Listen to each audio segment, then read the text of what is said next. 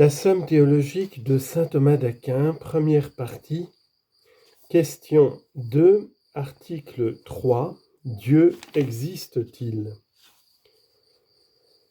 Argument d'autorité, l'Exode dit, chapitre 3, verset 14, « Je suis celui qui suis ». Donc Dieu est. Conclusion, il faut qu'il y ait dans la nature un être premier, moteur, cause efficace, nécessaire par lui-même, souverainement parfait et gouvernant toutes choses par son intelligence, il faut qu'il y ait un Dieu. Explication de saint Thomas. Disons ceci. On peut démontrer l'existence de Dieu par 5 preuves. La première et la plus frappante de ces preuves se tire du mouvement. Il est de toute certitude, l'essence l'atteste, que quelque chose est mu dans le monde. Or tout être mu, c'est-à-dire mis en mouvement, est mu par un autre être. En effet, rien n'est mu que ce qui est en puissance, et rien ne meut que ce qui est en acte. Car mouvoir, c'est amener à l'acte une chose qui était en puissance, et rien ne peut produire cet effet que ce qui est en acte soi-même. Ainsi, le chaud en acte, le feu, fait passer le bois de la chaleur potentielle à la chaleur actuelle. Et voilà comment il le change, l'altère et le meut. Mais la même chose ne peut être en acte et simultanément en puissance sous le même rapport. Un corps, par exemple, ne peut être actuellement et potentiellement chaud tout à la fois. Il est donc impossible qu'un être soit mouvant et mu sous le même rapport. De la même manière, c'est-à-dire, il est impossible qu'un être se meuve lui-même. Donc tout ce qui est mu par un autre. Or s'il en est ainsi, l'être qui imprime le premier mouvement est mu lui-même par un autre être, le troisième, le quatrième, le centième pareillement, et ainsi de suite. Mais nous sommes contraints de nous arrêter dans cette progression. Si nous la poursuivions indéfiniment, nous perdrions le premier moteur et par suite tous les autres. Car les seconds ne meuvent que parce qu'ils sont mus par les premiers, de même que le bâton reçoit de la main tous les mouvements qu'il imprime. Nous devons donc arriver forcément à un premier moteur qui n'est mu par aucun autre, et voilà ce que tous les hommes entendent par le mot Dieu.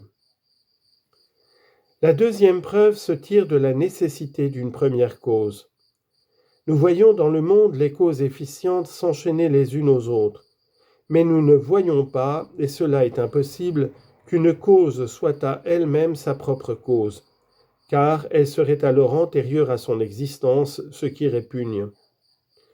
On ne peut non plus remonter de cause en cause indéfiniment, car dans une série progressive de causes subordonnées, la première produit les intermédiaires, et les intermédiaires produisent la première. Or, enlevez la cause, vous enlevez l'effet. Donc, sans cause première, point de cause intermédiaire, ni de cause dernière. Mais si l'on supposait un nombre infini de causes efficientes, on n'aurait point de cause première, ni par conséquent d'effet premier, pas plus que de moyens intermédiaires. Donc, il faut admettre une première cause efficiente, et c'est là ce que tous les hommes appellent Dieu. La troisième preuve se tire de la contingence et de la nécessité. Nous voyons dans le monde des choses contingentes qui peuvent être ou n'être pas, puisqu'elles naissent et périssent.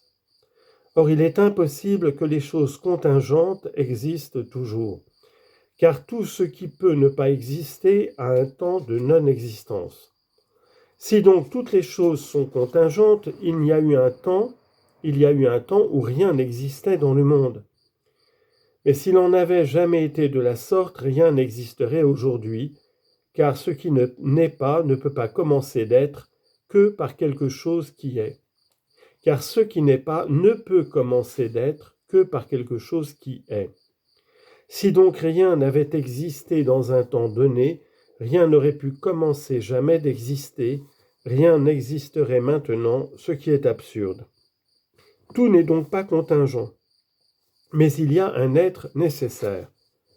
Or, un être nécessaire a la cause de sa nécessité, ou dans lui-même ou dans autrui. Mais comme on ne peut admettre, nous l'avons vu tout à l'heure, une série infinie de causes se produisant les unes les autres, de même on ne peut admettre une progression sans fin d'êtres se transmettant la cause de leur nécessité. Il faut donc reconnaître un être nécessaire par lui-même, qui ne trouve pas en autrui la cause de sa nécessité, mais qui est la cause de la nécessité des autres, et voilà ce que tous les hommes appellent Dieu. La quatrième preuve se tire de la gradation des êtres. Nous voyons dans le monde des choses plus ou moins vraies, plus ou moins bonnes, plus ou moins parfaites, et ainsi de suite. Or, plus ou moins se disent de choses diverses, suivant qu'elles approchent à divers degrés de ce qui est le plus. Ainsi, le corps plus chaud sera celui qui se rapproche davantage de la plus grande chaleur. Il y a donc quelque chose qui est le meilleur, le plus vrai, le plus parfait, par conséquent le plus être, comme s'exprime Aristote dans la métaphysique. Or, ce qui est le plus telle ou telle chose dans un genre de qualité est cause de tout ce qui appartient à ce genre. Ainsi, le feu qui est la plus grande chaleur est cause de tout ce qui est chaud, comme le dit encore le philosophe de Stagir. Il y a donc un être qui est la cause de toute existence, de toute bonté, de toute perfection, et c'est là ce que tous les hommes appellent Dieu.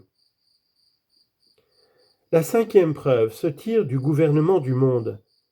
Nous voyons les êtres dépourvus d'intelligence, les corps physiques, tendre à une fin, car ils se meuvent toujours, du moins le plus souvent, de la même manière pour obtenir le meilleur effet. Or, les choses privées d'intelligence arrivent à leur fin, comment ? Non par le hasard, mais sous la direction d'un être intelligent, ainsi que la flèche va frapper le but conduite par la main du chasseur. Il y a donc un être intelligent qui mène les choses à leur fin, et c'est là ce que tous les hommes appellent Dieu. Première objection, il paraît que Dieu n'existe pas. Une chose infinie détruirait la chose contraire. Or, tout le monde entend par Dieu le bien infini. Donc, si Dieu existait, le mal n'existerait pas. Mais le mal existe dans le monde, donc Dieu n'existe pas. Réponse à cette première objection. Si Dieu, souverainement bon, permet que le mal fasse invasion dans ses œuvres, c'est qu'il a, comme s'exprime saint Augustin, assez de puissance et tout ensemble assez de bonté pour en faire sortir le bien. Deuxième objection. Ce qui peut être fait par un plus petit nombre de causes n'est pas fait par un plus grand nombre. Or, toutes les choses qui apparaissent dans le monde peuvent être faites par deux causes indépendantes de Dieu, les choses nécessaires par la nature et les choses libres par la raison ou la volonté humaine. Donc, il n'est pas nécessaire d'admettre l'existence de Dieu. Réponse. Comme la nature tend à une fin déterminée sous la direction d'un agent supérieur, il faut rapporter à Dieu comme à la première cause tout ce qui est fait par la nature. Et semblablement les choses qui procèdent de la libre détermination, nous devons les rapporter à une cause plus élevée que la raison et la volonté humaine, car ces deux principes peuvent changer et défaillir, et tout ce qui peut défaillir et changer doit être rapporté, comme nous l'avons démontré dans cet article, à un être immuable et nécessaire par lui-même.